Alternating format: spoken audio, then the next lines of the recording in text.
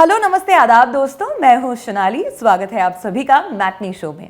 आज के हमारे सेगमेंट का नाम है बॉलीवुड किस्से, जहां हम करते हैं बातें फिल्म और फिल्म वालों से जुड़े किस्सों की।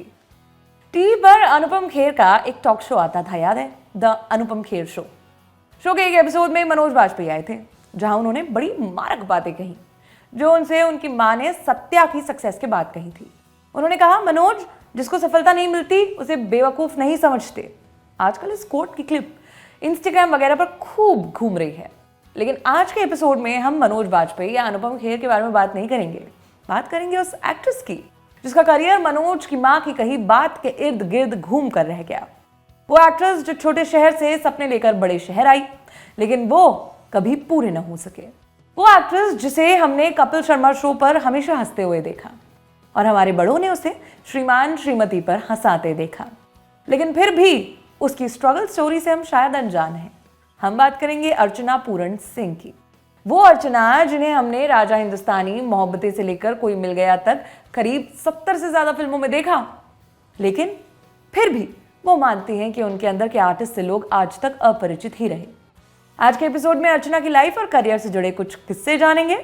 शुरू करने से पहले बता दें कि आपके लिए तमाम जानकारी खोज लाए हैं हमारे साथी यमन। अर्चना देहरादून की रहने वाली हैं। बचपन से ही घर में खुराफात मचाने वाली बच्ची रही। वो कभी शांत नहीं बैठती थी। कभी किसी की नकल करना, बिना बात नाचने लगना, ये सब चलते ही रहता था। तभी घर पर कोई गेस्ट आता तो घर वाले उनसे कहते, चलो बेटा डांस करके दिखाओ, मिमिक्री करके दिखाओ। बच्चों के ऐसे बर्ताव का सीधा संबंध होता है सिनेमा से। 1962 में पैदा हुई अर्चना पर 60 और 70 के दशक के हिंदी सिनेमा का खासा प्रभाव रहा। ऐसा दौर जब सिनेमा ही मनोरंजन का साधन था। उनका परिवार थिएटर में फिल्में देखने जाता। ऐसा थिएटर जहां पंखे नहीं थे, सीटें जर्जर हालत में थी, चलते शो के बीच में बत्ती गुल हो जाती थी। फिर भी वो फिल्मों को एंजॉय करती खूब। घर आकर हेलन जैसा डांस करने की कोशिश करती। फिल्मी पर्दे पर देखा सब कुछ सुहाना लगता। साधना की फिल्में पसंद आई तो अर्चना ने साधना जैसा हेयर कट रख लिया। कुल मिलाकर उन्हें लगने लगा कि फिल्मों में ही है जो भी है, फेमस होने का तरीका, अपने छोटे शहर से निकलने का तरीका और रातों रात अपना नाम चमकाने का तरीका। वो अपना शहर छोड़ बाहर की दुनिया को एक्सप्लोर करना चाहती थी। इसलिए 18 साल की उम्र में बॉम्बे के लिए रवाना हो गई, वो भी सिर्फ एक सूटकेस के साथ। बॉम्बे पहुंचकर मिला उन्हें अपना पहला रियलिटी चेक कि कोई प्रोड्यूसर या डायरेक्टर उनका इंतजार नहीं कर रहा था। समझ गई कि काम मिलना इतना आसान नहीं है। अपना खर्च चलाने के लिए और जॉब्स करना शुरू कर दिया। साथ ही मॉडलिंग भी करती। उनके हिस्से प्रिंट और टीवी कमर्शियल्स आते रहते। ऐसे ही एक एड में उन्हें डायरेक्ट किया जलाल आगा ने। बताया जाता है कि वो बैंड एड का एड था, जहां जलाल को अर्चना का काम काफी पसंद आया और उन्होंने अर्चना को अपने किसी फ्यूचर प्रोजेक्ट पर साइन करने का सोच लिया। ये फ्यूचर प्रोजेक्ट अर्चना को मिला तो जरूर, लेकिन इसकी कास्टिंग का किस्सा भी अतरंगी सा ही है। जलाल और अर्चना अच्छे दोस्त बन चुके थे। एक दिन अर्चना को डेंटिस्ट के पास जाना था। जलाल भी साथ हो लिए। कहा कि मुझे रास्ते में जावेद सिद्दीकी से मिलना है, उसके बाद हम सीधा तुम्हारे डेंटिस्ट के पास चल लेंगे। यहाँ बता दें कि वो जावेद सिद्दीकी ही हैं जिन्होंने डीडीएलजे, सोल्जर, ताल और मम्मो समेत अनेकों फिल्मों के डायलॉग्स लिखे। खैर दोनों जावेद साहब के घर पहुंचे, जहाँ जलाल और उनके बीच एक कहानी को लेकर डिस्कशन चला। कॉमेडी ट्रैक था। हीरो का नाम था महेश और हीरोइन थी सीमा। बातचीत के बाद जलाल और अर्चना अपनी गाड़ी में लौट आए। जलाल ने अर्चना से पूछा कि अभी जो तुमने सुना वो कैसा लगा। अर्चना ने कहा कि उन्हें कहानी बहुत पसंद आई। जलाल ने अर्चना का रिएक्शन नोट कर लिया। गाड़ी आगे बढ़ी और थोड़ी देर बाद अर्चना डेंटिस्ट की चेयर पर बैठी थी। उनका मुंह खुला था और डेंटिस्ट ड्रिल करने को तैयार। तभी जलाल ने उनसे एक सवाल किया, अर्चना, मैं जानता हूं कि तुम एक मॉडल हो, लेकिन क्या तुम एक्टिंग करना चाहोगी? अर्चना को 2+2 करते देर नहीं लगी कि जलाल उन्हें सीमा का रोल ऑफर कर रहे हैं। वो अपनी सीट से उठकर चौंक गई। यहाँ मेंशन करना जरूरी है कि इस पूरे सवाल जवाब के दौरान वो ड्रिल अर्चना के मुंह में ही थी, जिस पर उनके डेंटिस्ट ने उन्हें डांट भी लगाई। वो भी नहीं चाहता होगा कि कोई भी पेशेंट बिना बात ही कम दांत लेकर वापस चला जाए। जलाल जिस कहानी पर काम कर रहे थे उस पर एक टीवी शो बनाया गया, जिसे आज हम मिस्टर या मिस के नाम से जानते हैं। अब जलाल ने अर्चना को साइन तो कर लिया था, लेकिन असली मुसीबत तो अब आने वाली थी। सबसे पहले तो वो एजेंसी जो शो पर काम कर रही थी, उन्होंने जलाल को आगाह किया कि मॉडल्स को एक्टिंग नहीं आती, इन्हें साइन करना एक बड़ा रिस्क है। और दूसरी बात थी कि अर्चना के ऑपोजिट थे जयंत कृपलानी, मंझे हुए थिएटर आर्टिस्ट। अर्चना और उनका कॉम्बिनेशन ही काफी कॉन्ट्रास्टिंग था। लेकिन जलाल ऐसी बातों को दरकिनार कर अपने फैसले पर कायम रहे। किसी भी शो को चैनल से अप्रूव कराने से पहले उसका एक पायलट एपिसोड तैयार किया जाता है, शूट करना पड़ता है, ताकि चैनल वालों को शो का सही आइडिया लग पाए। जलाल अब मिस्टर या मिस का पायलट शूट करने जा रहे थे, जिसका खर्च आने वाला था करीब 60,000 रुपए, जो उस टाइम के हिसाब से बहुत बड़ा अमाउंट था। जलाल को अर्चना को लेकर की गई कास्टिंग पर पूरा भरोसा था, लेकिन इतना भरोसा अर्चना को खुद पर नहीं था। इसलिए उन्होंने जलाल से कहा कि अगर पायलट रिजेक्ट हो जाता है तो उसकी लागत वो अपने पिता से मंगवा लेंगी। चैनल को पायलट दिखाया गया और नौबत आई अर्चना की अपने घर से पैसे मंगवाने की, क्योंकि पायलट रिजेक्ट हो चुका था। अर्चना अपने पिता को कॉल करने ही वाली थी कि उन्हें जलाल ने रोक दिया। उन्होंने बताया कि ये सच है कि पायलट फिर से शूट करना पड़ेगा, लेकिन चैनल को उसके दोनों एक्टर्स पसंद आए हैं। अर्चना और जयंत की जोड़ी काम कर गई थी। पायलट फिर से शूट किया गया, शो अप्रूव हुआ और टेलीकास्ट भी हुआ, मिस्टर या मिस। अगले 26 हफ्तों तक दूरदर्शन पर आता भी रहा। 80s में नसीरुद्दीन शाह ने आला दर्जे की फिल्मों में काम किया। वो इंडियन आर्ट हाउस सिनेमा का चेहरा बन गए थे। आर्ट हाउस सिनेमा से भले ही एक्टर का मन तृप्त हो जाए, लेकिन जेब भरने के लिए कमर्शियल सिनेमा का रुख करना ही पड़ता है। देखिए, उन्होंने भी किया। पंकज पराशर एक फिल्म पर काम कर रहे थे, जिसकी कहानी Hollywood film Beverly Hills Cop से बिना पूछे उधार ले ली गई।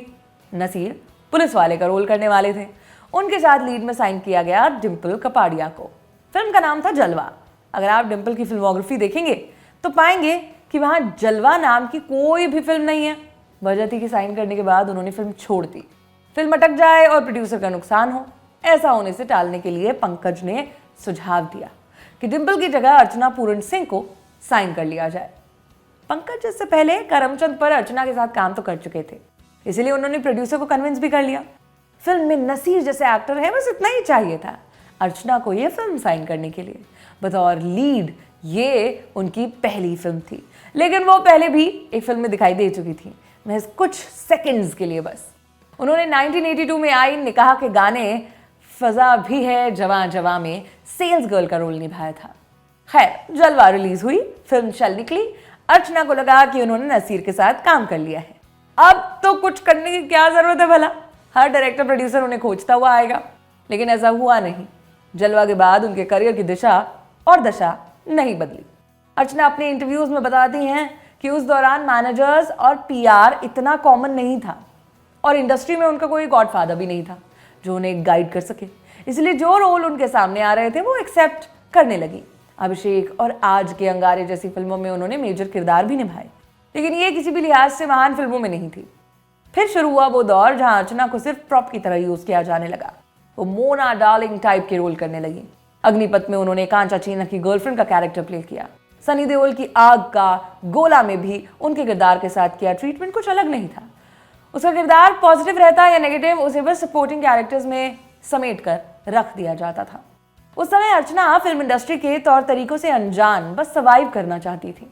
इसीलिए अपनी फिल्मोग्राफी में ऐसी अनर्गल फिल्में जोड़ती गई। अर्चना खुद मानती हैं कि भले ही उन फिल्मों में बड़े स्टार्स थे, लेकिन फिर भी उन फिल्मों ने कोई मदद नहीं की उनकी। उन्हें जरूरत थी एक बड़े चेंज की। अर्चना को अपने फिल्मी करियर से वो सफलता नहीं मिली जिसकी उन्हें उम्मीद थी। ऐसा नहीं था कि उन्हें ऑफर नहीं आ रहे थे, लेकिन जो रोल मिल रहे थे वो विलन की साइड किक टाइप के ही रोल थे, जहां आज नहीं तो कल उन्हें आसानी से रिप्लेस किया जा सकता था। इसीलिए उन्होंने समय रहते खुद को फिल्मों से दूर कर लिया और ध्यान दिया टीवी की तरफ। फिल्मों से पहले ही वो टीवी पर काम कर चुकी थी, करमचंद और मिस्टर या मिस जैसे शोज में। हालांकि टीवी पर आना उनके लिए गेम चेंजर साबित हुआ। 93 में आया वाह क्या सीन है, जिसने उन्हें टीवी की लाफ्टर क्वीन बना दिया। शो को अर्चना होस्ट करती थी। शो में होता यूं था कि फिल्मों के अजीबोगरीब सीन दिखाए जाते थे और बैकग्राउंड में अर्चना अपनी कमेंट्री किया करती थी। इंडियन टीवी पर यह बिल्कुल नया था। ऊपर से अब तक महिलाएं कॉमेडी स्पेस को लीड भी नहीं कर रही थी। यह अर्चना को शो संभालते देख ऑडियंस के लिए रिफ्रेशिंग था। उनका ये अवतार खासा पसंद किया गया। वाह क्या सीन है के बाद अर्चना को मिला श्रीमान श्रीमती, जहां उन्होंने प्रेमा शालिनी नाम की एक्ट्रेस का रोल निभाया। शो में अर्चना एक एक्सेंट के साथ अपने डायलॉग्स डिलीवर किया करती थी। उन्होंने अपने एक इंटरव्यू में बताया कि प्रेमा शालिनी का एक्सेंट उन्होंने मुनमुन सेन पर बेस किया था। श्रीमान श्रीमती ओरिजिनल भाभी जी घर पर हैं था। 2020 के लॉकडाउन में जो पुराने शोज टीवी पर लौटे थे उनमें से एक श्रीमान श्रीमती भी था, जिसने अपने रीरन के दौरान अच्छी रेटिंग्स एंजॉय की। अर्चना ने अपनी कॉमेडी की नई पारी को सिर्फ एक्टिंग तक सीमित नहीं रखा, उन्होंने शोज भी डायरेक्ट किए, जिनमें से प्रमुख था जाने भी दो पारो। टीडी मेट्रो पर प्रसारित होने वाले इस शो में अर्चना के साथ साथ उनके श्रीमान श्रीमती के को एक्टर राकेश बेदी भी थे। साथ ही फारूक शेख और नीना गुप्ता जैसे एक्टर्स भी कास्ट का हिस्सा थे। जाने भी दो पारो भी उनके कामयाब शोज की लिस्ट में जाकर जुड़ गया।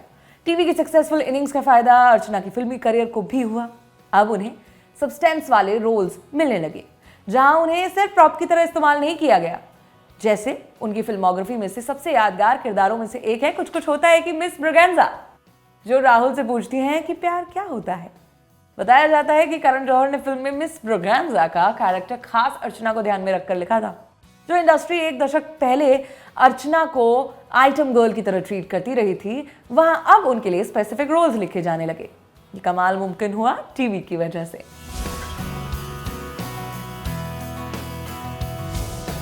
90s में एक फिल्म मैगजीन आती थी, सिनेब्लिट्ज, मतलब अभी भी आती है, साल 1990 की बात है।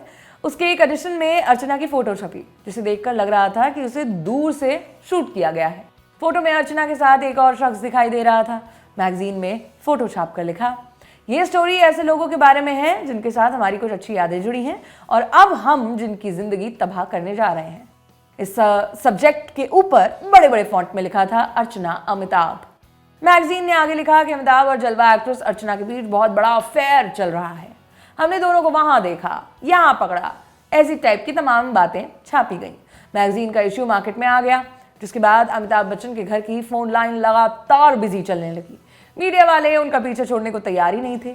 इस स्टोरी से रिलेटेड कुछ भी बात उनके मुंह से सुनना चाहते थे बस, लेकिन अमिताभ ने कुछ नहीं कहा।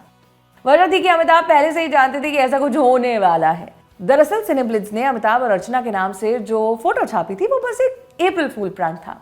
उन फोटोज में अमिताभ थे ही नहीं, बल्कि उनके डुप्लीकेट एक्टर विजय सक्सेना को यूज किया गया था। मैगजीन ने अमिताभ को प्रैंक के बारे में बताने से पहले वादा किया था कि वो उसी एडिशन में छाप देंगे कि ये सिर्फ एक प्रैंक था। हालांकि मसाले के चक्कर में वो अपना वादा भूल गए। अर्चना मानती हैं कि उनके करियर के शुरुआती दिनों में उन्हें कोई गाइड करने वाला नहीं था, जिस वजह से उन्होंने गलत फैसले लिए, ऐसे फैसले जिनका खामियाजा उनके करियर और लव लाइफ दोनों ने भुगता। कम लोग जानते हैं कि अर्चना ने करियर की शुरुआत में शादी भी कर ली थी। वो शादी लंबे समय तक चल नहीं पाई और उसका अनुभव उनके लिए एक ट्रॉमा बन गया था। यही वजह है कि वो उस बारे में मीडिया में कभी बात नहीं करती। टीवी ने अर्चना के एक्टिंग करियर को सेकंड चांस दिया, पर क्या ऐसा सेकंड चांस उनकी लव लाइफ को मिल पाया? एक बार अर्चना अपने एक दोस्त की पार्टी में गई थी। वो एक कोने में बैठकर मैगजीन पढ़ रही थी। तभी एक झटके में उनके हाथ से किसी ने मैगजीन छीन ली, वो भी बिना पूछे। उन्होंने पलट कर देखा तो ये बेवकूफ़ शख्स है कौन? पाया कि मैगजीन एक लड़के के हाथ में थी। वो उसे पहचानती भी नहीं थी, तो और गुस्सा आया कि जान न पहचान और इतनी बड़ी बदतमीजी। वो लड़का एक मॉडल था जिसका एड उस मैगजीन में छपा था। अपने दोस्तों को एड दिखाने के चाव में उसने ध्यान तक नहीं दिया कि मैगजीन कौन पढ़ रहा है। वो लड़का भी अपने दोस्त की पार्टी में आया हुआ था। आगे जैसे शाम बढ़ी, अर्चना को इस लड़के से इंट्रोड्यूस करवाया गया, जिसका नाम था परमीत सेठी। दोनों के बीच बातचीत भी हुई। परमीत ने अति उत्साह में की गई अपनी हरकत के लिए माफी मांग ली। अर्चना को भी समझ आया कि उनका फर्स्ट इंप्रेशन गलत था, ये लड़का कोई बेवकूफ़ नहीं है। दोनों की मुलाकात उस पार्टी के बाहर भी हुई, दोस्ती भी हुई, जो धीरे धीरे प्यार में तब्दील हो गई। अर्चना और परमीत करीब 4 साल तक लिव इन रिलेशनशिप में रहे, जिस दौरान एक रात परमीत जाग कर उठ खड़े हुए। अर्चना से सवाल किया कि क्या आप किसी और का इंतज़ार कर रही हैं? क्योंकि मैं तो नहीं कर रहा। अर्चना ने कहा कि वो भी किसी का इंतज़ार नहीं कर रही। परमीत का इस पर सुझाव था कि फिर शादी कर लेते हैं। अर्चना ने 5 मिनट का समय लिया। 5 मिनट बाद जवाब दिया कि ठीक है, शादी कर लेते हैं। रात 12 बजे का वक्त था। परमीत आर्य समाज मंदिर पहुंच गए शादी करने के लिए। पंडित को जगाया। उसने कहा कि ये कोई शादी का समय है भला? सुबह आना, शादी का मुहूर्त सुबह है। अर्चना और परमीत सुबह पहुंच गए। उनके साथ उनके 2-3 दोस्त थे, जिनकी मौजूदगी में उन्होंने शादी कर ली। 2 फिल्म वाले जिनकी लव स्टोरी एक फिल्मी नोट पर शुरू हुई। अर्चना जो सोचकर देहरादून से निकली थी, शायद वो मुकाम हासिल नहीं कर पाई। लेकिन उन्होंने अपनी जो जगह बनाई है उसकी बदौलत आज उन्हें हर कोई पहचानता है। आज के एपिसोड में हमने उनकी लाइफ और करियर से जुड़े कुछ किस्से जाने। बॉलीवुड किस्से के आने वाले एपिसोड्स में ऐसे ही फिल्म और फिल्म वालों के किस्से लाते रहेंगे। आज के एपिसोड में इतना ही। मुलाकात होगी अगले एपिसोड में, तब तक के लिए शुक्रिया।